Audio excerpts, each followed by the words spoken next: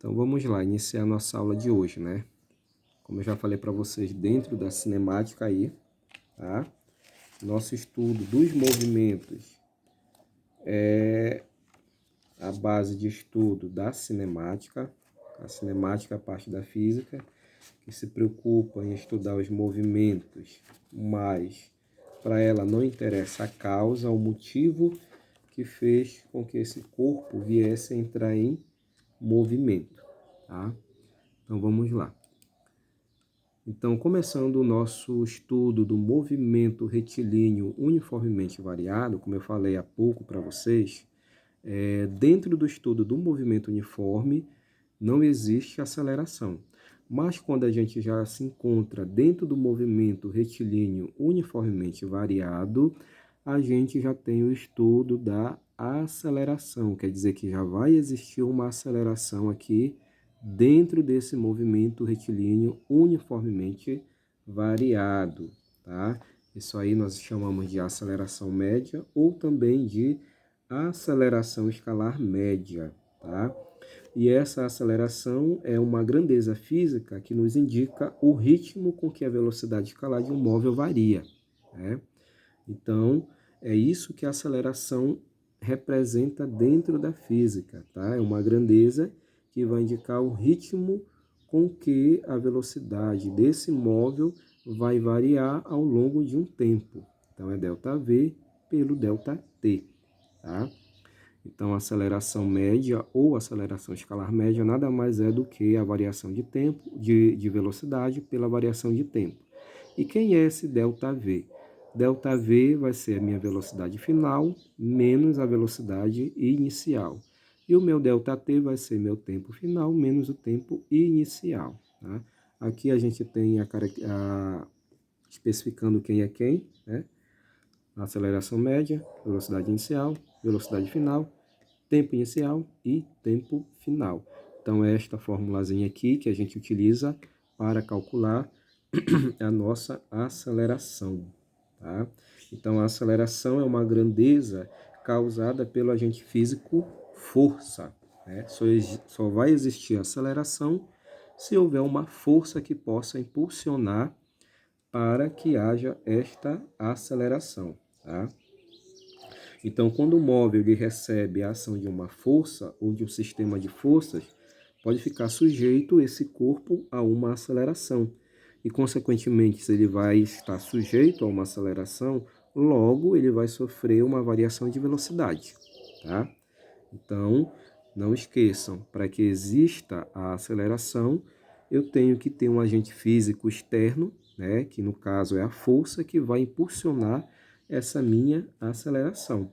Então, se vai existir uma aceleração, logo vai existir o quê? Uma variação de velocidade, tá?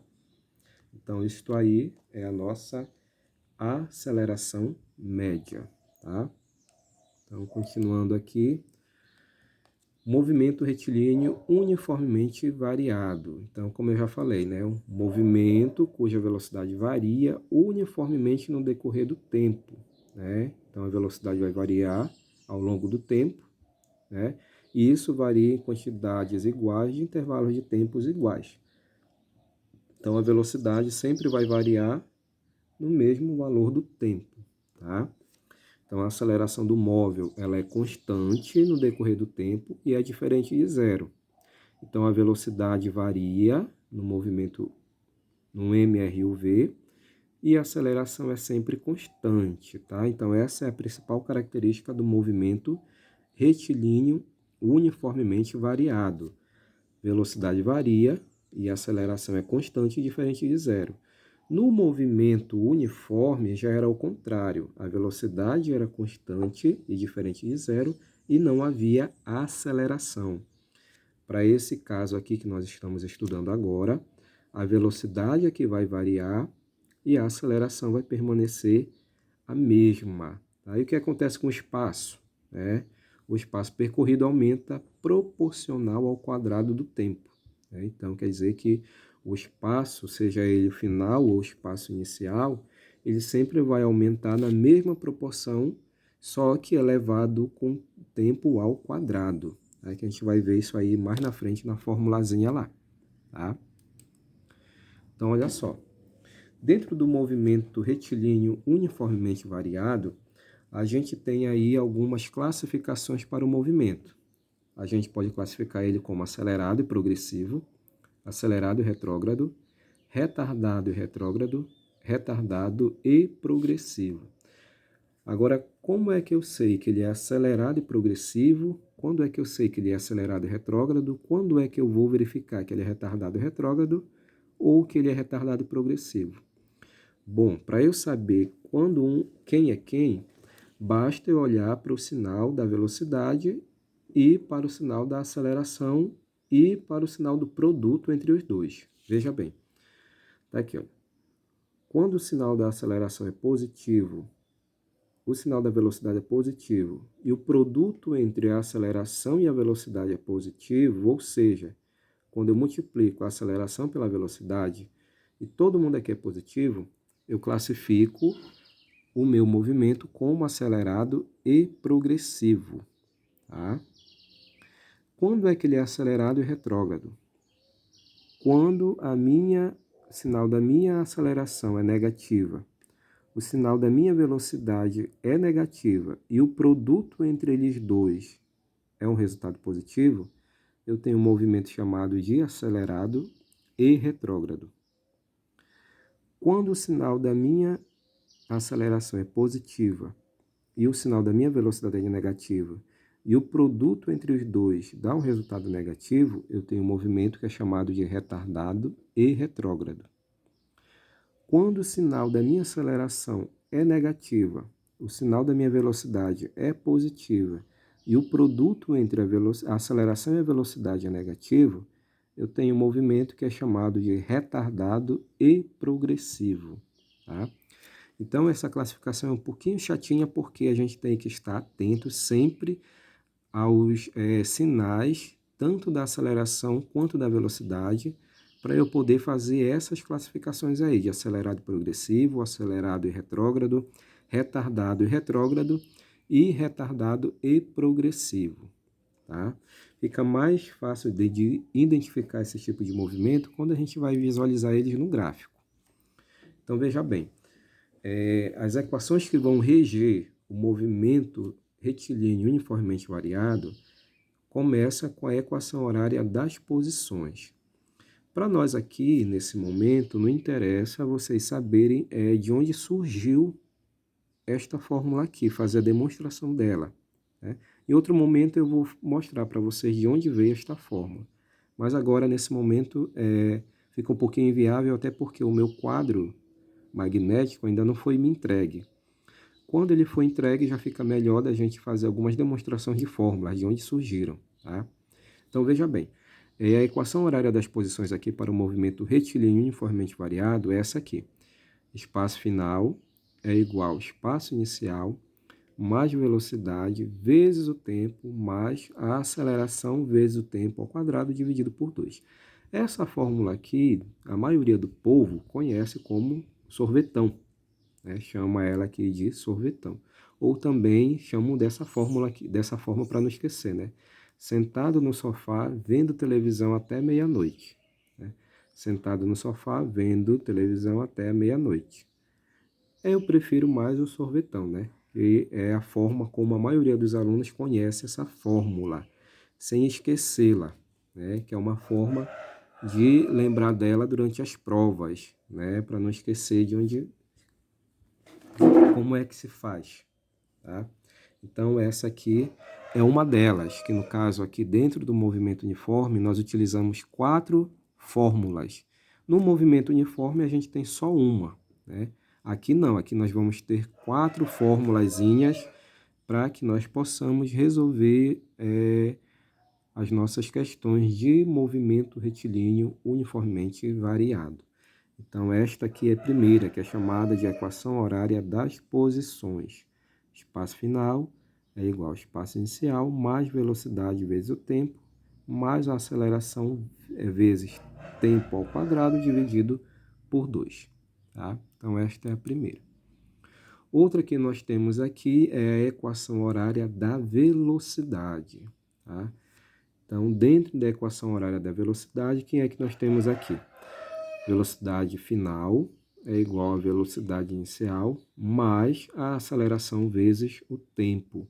Então, essa aqui é a equação horária da velocidade. Que quando a pessoa não lembra, né? É isso aqui. Vi você à toa. Né? Vi você à toa.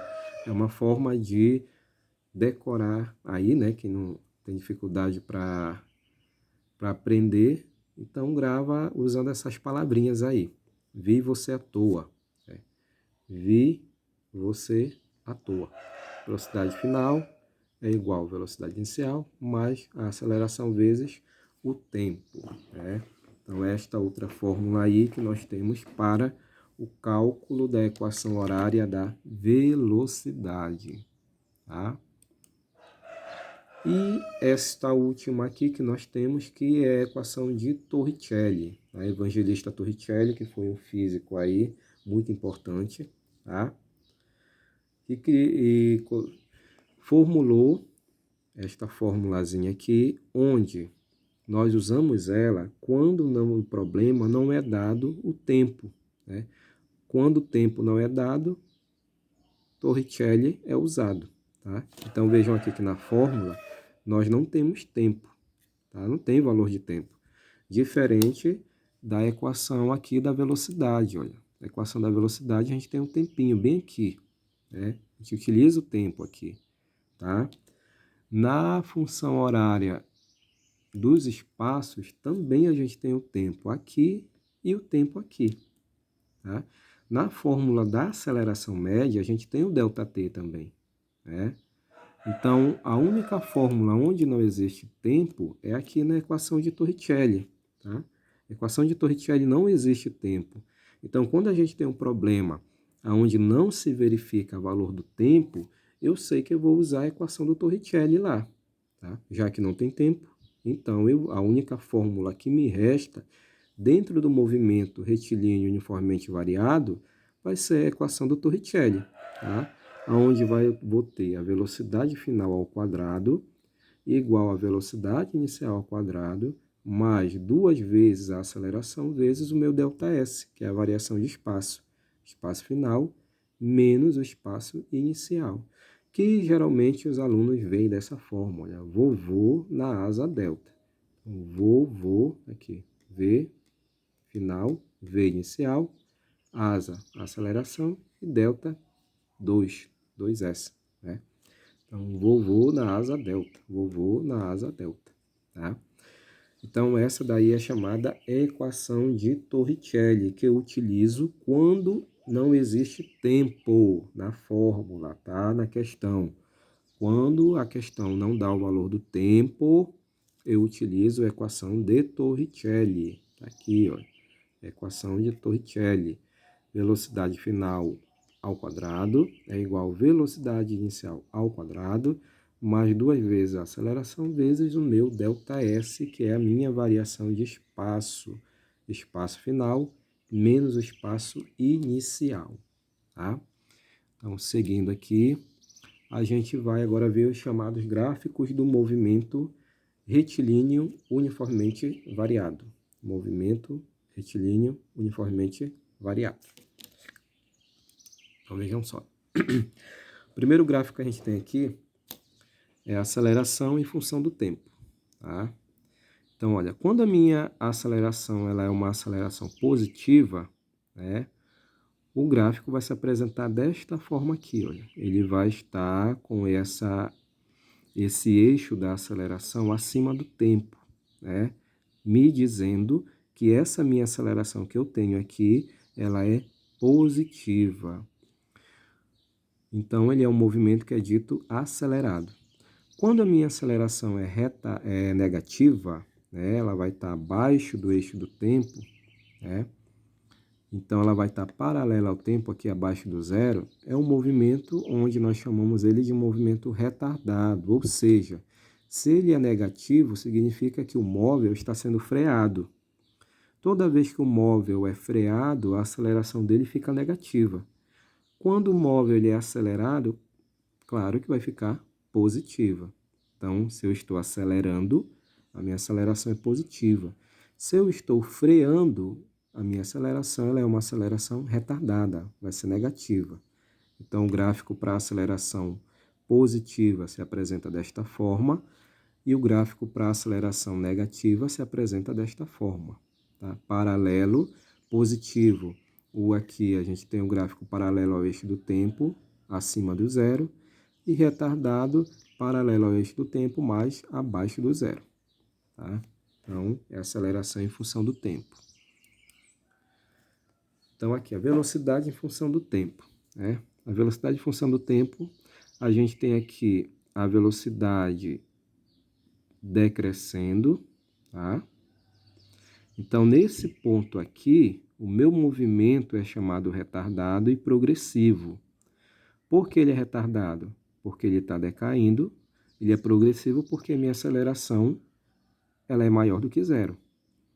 Nesse outro ponto aqui, o meu movimento é dito acelerado e retrógrado. Tá? Ele é retrógrado porque a minha velocidade é igual a zero, tá? Mas o meu movimento continua sendo acelerado. Então, ele é movimento acelerado e retrógrado porque ele é negativo aqui embaixo. Tá? Nesse outro tipo de movimento aqui, o movimento aqui em cima, a gente tem um movimento acelerado e progressivo, né? Onde a velocidade é igual a zero, nesse ponto aqui, né? E ele está tendendo a crescer. Então, é progressivo. Nesse outro eixo aqui, o meu movimento é retardado e retrógrado, porque a minha aceleração é zero. Tá? Então, ele está abaixo do eixo do zero, então é retardado, retrógrado. Então, eu tenho que analisar nesse ponto do minha velocidade em função do tempo, tanto a parte de cima do gráfico quanto a parte de baixo. Tanto a parte de cima quanto a parte de baixo. Tá? Então, velocidade em função do tempo. E o espaço em função do tempo, a posição em função do tempo. No movimento retilíneo uniformemente variado, a função horária dos espaços é uma função do segundo grau. Tá? Deixa eu mostrar aqui de novo na fórmula. Então, vejam bem aqui. Ó. Esse tempo aqui ele está elevado ao quadrado. Então, esse tempo que está elevado ao quadrado, ele está me dizendo que esta função horária aqui, ela é uma função do segundo grau. Isso aqui vocês aprenderam lá no nono ano passado, né? Função do segundo grau. Então, toda função do segundo grau sempre ela tem algum expoente elevado ao quadrado. Tá? Então, quando isso acontece, eu tenho uma função do segundo grau, o meu gráfico sempre vai se apresentar em forma de parábola, como esse aqui, ó. Tá? Uma parábola com a concavidade para cima e uma parábola com a concavidade para baixo. Uma parábola com a concavidade para cima, eu tenho um movimento positivo aqui, olha, aceleração maior do que zero, então é positivo. Então, nesse ponto aqui, olha, do meu eixo aqui, eu tenho a velocidade menor do que zero e a aceleração maior do que zero, então eu tenho um movimento retardado e retrógrado. Nesse outro caso aqui, em que ela vai estar aumentando, olha, aqui ela está diminuindo e aqui ela aumenta. Nesse lado onde ela está aumentando, a minha velocidade é maior do que zero e a minha aceleração também é maior do que zero. Então, eu tenho um movimento acelerado e progressivo. Nesse ponto aqui, a minha velocidade ela vale zero. Tá? Nesse outro lado aqui, eu tenho a concavidade dela para baixo. Então, olha aqui ela vai estar aumentando, né? Então, a velocidade vai ser maior do que zero, mas a minha aceleração vai ser menor do que zero. Então, é um movimento retardado e progressivo. Nesse outro caso aqui, desse lado do gráfico, a minha velocidade é menor do que zero e a aceleração também. Então, o meu movimento é acelerado e retrógrado. E nesse ponto aqui da minha parábola, a minha velocidade vale zero. Então, o gráfico em função, posição em função do tempo é uma parábola, ou com a concavidade para cima, ou com a concavidade para baixo. Tá? No gráfico, velocidade em função do tempo, ou ele vai ser uma reta decrescente ou uma reta crescente. E na aceleração em função do tempo, o meu gráfico sempre vai ser uma reta paralela ao eixo do tempo aqui, ou para o movimento acelerado ou para o movimento retardado. Um acima do zero e o outro abaixo do zero. Então, é dessa forma que os gráficos se apresentam na aceleração em função do tempo, velocidade em função do tempo e posição em função do tempo, tá? Então, vejam aqui as propriedades dos gráficos aqui, né? Propriedade nos gráficos do movimento retilíneo uniformemente variado. O que é isso? Geralmente, nos gráficos, quando a gente vai resolver algum problema onde existe um movimento retilíneo uniformemente variado, geralmente esses gráficos que se formam aí, a gente vai encontrar alguma figura geométrica sendo formada. Por exemplo, aceleração em função do tempo. Isso aqui é um movimento acelerado, já que ele está acima do eixo do zero e paralelo ao eixo do tempo, né? Então, significa que eu vou ter um tempo final, um tempo inicial e um tempo final, né? Então, isso aqui vai me dar a minha variação de tempo. E deste lado aqui, eu vou ter a minha aceleração. Então, aqui nesse ponto, eu tenho uma área que foi formada de uma figura geométrica, tá? Que no caso é um retângulo. Então, para eu fazer o cálculo da área desta figura geométrica aqui, eu tenho que saber como é que se calcula a área de um retângulo, né? Então, a área de um retângulo nada mais é do que a base vezes a altura, tá?